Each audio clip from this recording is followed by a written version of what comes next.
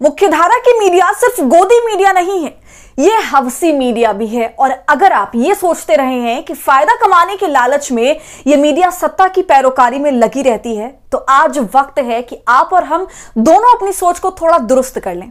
ये वो मीडिया है जो सरकार के पैरों में इसलिए लौटी रहती है ताकि अपने गुनाहों की फाइलें दबा कर रखवा सके और पूरी बेशर्मी के साथ सत्ता के जूते चाटने के एवज में अपने से नीचे काम कर रहे लोगों का शोषण कर सके, उन्हें उपभोग का सामान बना सके और जब उसकी यही नीयत उसे मुसीबत में डाले तो फिर सत्ता उसकी नैया पार लगा सके।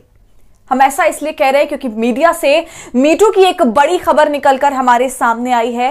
एक न्यूज एंकर ने एक बड़े न्यूज चैनल के रसूखदार आदमी के खिलाफ यौन उत्पीड़न का मामला ही नहीं जग जाहिर किया है, बल्कि उस आदमी के सामने नतमस्तक बैठी यूपी पुलिस की भी सच्चाई सबके सामने रखी है।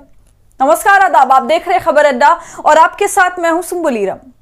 गोदी मीडिया का एक चैनल है जी न्यूज और इसी चैनल में काम करने वाली एक न्यूज एंकर ने चैनल के शीर्ष पदों में से एक पर काबिज एक आदमी पर यौन उत्पीड़न का मामला दर्ज कराया है। और जब उसकी बात चैनल के भीतर में नहीं सुनी गई और जब ये पूरा मामला बढ़ता हुआ चैनल को दिखा, तो चैनल ने इस न्यूज एंकर को ही नौकरी से बाहर निकाल फेंका। और जिस तरह इस एंकर को नौकरी से निकाला गया और जिस तरह से इससे बर्ताव किया गया, उसे जब आप सुनेंगे तो आप सन्न रह जाएंगे। यूं तो ऐसे मामलों में सावधानी बरतते हुए हम नाम और चेहरा किसी भी पीड़िता का उजागर करने से बचते हैं, लेकिन इस मामले में एंकर ने खुद ही अपने आधिकारिक एक्स हैंडल से ये पूरा वाकया साझा किया है, तो हम यहां उनका नाम और उनकी पूरी बात रखने जा रहे हैं। जैसा कि हमने आपको पहले ही बता दिया कि यह मामला जी न्यूज से जुड़ा हुआ है और जिस पर आरोप लगा है वो है रमेश चंद्रा। और जी न्यूज की पूर्व एंकर जिन्होंने चैनल के एक प्रमुख व्यक्ति पर आरोप लगाया है वो है जीनत सिद्दीकी।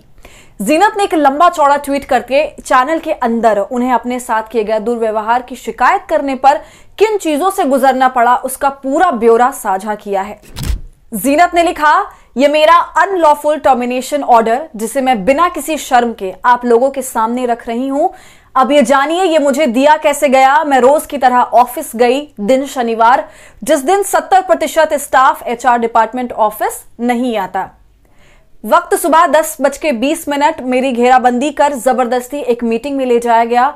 मेरा सामान, बैग, मोबाइल अपने कब्जे में ले लिए गए थे। मुझे एक कमरे में बंधक बना लिया गया था। न वॉशरूम जाने की इजाजत थी, न अपनी मां से ही फोन पर बात करने की। घेरेबंदी ऐसी कि कभी महिला गार्ड दिखती तो कभी मेरे पास से मुस्कुराकर निकलता कोई आदमी। दहशत के मारे मैं वापस जाने की जिद करने लगी। मुझे चाय दी गई, मैंने नहीं पी। मुझे महिला गार्ड कहती हैं और मैडम पी लीजिए, कुछ मिलाया नहीं है। मैं पी कर दिखाऊं? मैंने कहा दीदी आप पी लीजिए, मैं नहीं पीऊंगी। क्यों नहीं पियोगी? पीना पड़ेगा। नहीं, मैंने नहीं पीना तो नहीं पीना। काफी देर बाद फिर बिस्किट लाए गए, कहा गया और सर ने भेजा है मैडम को बिस्किट खिलाओ। वो आगे कहती हैं, मेरी धड़कनें तेज होने लगी थी, मैं रोने लगी।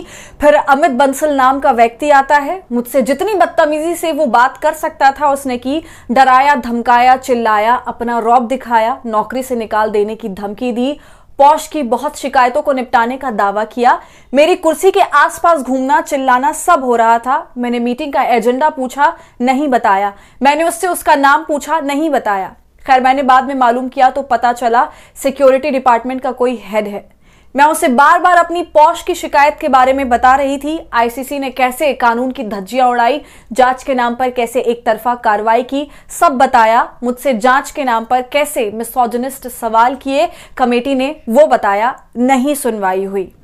फिर जबरन मुझसे रेजिग्नेशन पर साइन कराने की कोशिश हुई। मैंने साइन नहीं किए और वहां से जाने के लिए उठी। मुझे जबरन रोकते हुए बोले, तुम नहीं जा सकती, इसे टर्मिनेट करो। जानलेवा तरीके से मुझे बंधक बनाया हुआ था। मैं जाने के लिए फिर खड़ी हुई तो महिला गार्ड्स ने घेरा। मैं जैसे तैसे उस कमरे से बाहर निकली अपने बैग की तरफ। मेरे सामान से छेड़खानी की गई। मैं बेसुध पहले खड़ी रही और अचानक कांपते हुए बैठ गई। एक महिला गार्ड ने मुझे छुआ, बोली मैडम आपका शरीर ठंडा पड़ चुका है।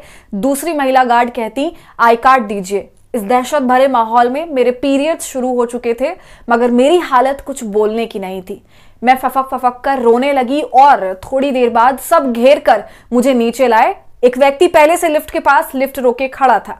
मैं जैसे ही नीचे आई फिर बैठ गई। मेरा शरीर हरकत नहीं कर पा रहा था। मुझे एक एक सांस लेने के लिए संघर्ष करना पड़ रहा था।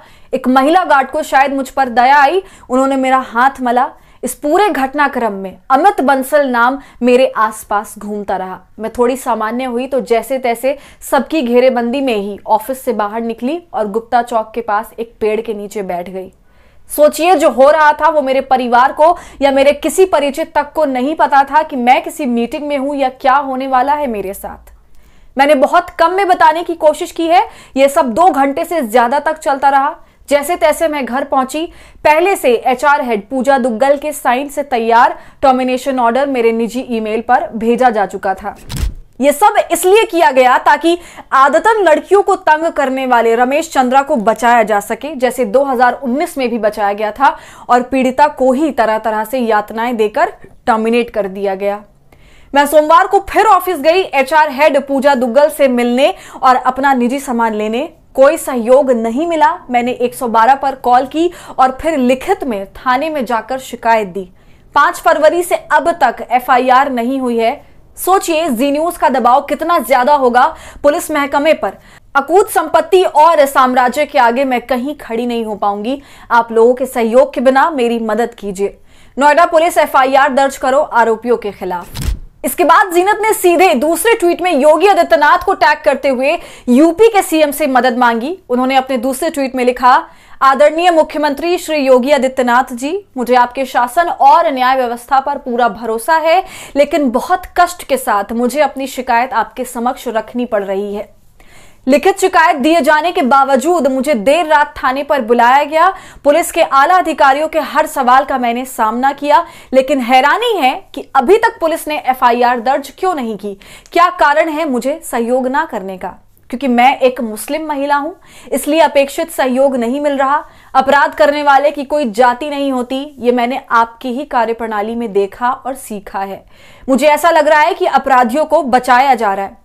आपकी अपराध पर अंकुश लगाने की शैली काबिले तारीफ है। मुझे आपसे इंसाफ की उम्मीद है। मुझे पूर्ण विश्वास है कि आपके द्वारा मुस्लिम महिला होने के चलते मेरे विरुद्ध पुलिस का भेदभावपूर्ण रवैया सफल नहीं होने दिया जाएगा। अब देखना बस इतना है कि क्या इस गुहार के बाद जी न्यूज के दफ्तर के बाहर बुलडोजर बाबा का कोई बुलडोजर पहुंचता है या फिर नहीं। क्या जी न्यूज सत्ता परस्ती की मलाई चखता रह जाएगा और जीनत जैसी लड़कियां बिना जांच या कार्रवाई के यूं ही नौकरी गंवाती रहेंगी? इस पूरी खबर पर क्या है आपकी राय, हमसे कमेंट सेक्शन में जरूर बताइए। वीडियो पसंद आने पर इसे लाइक और शेयर कीजिए और अगर आपने अब तक हमारे चैनल खबर अड्डा को यूट्यूब पर सब्सक्राइब नहीं किया है तो इसे अभी कर लें।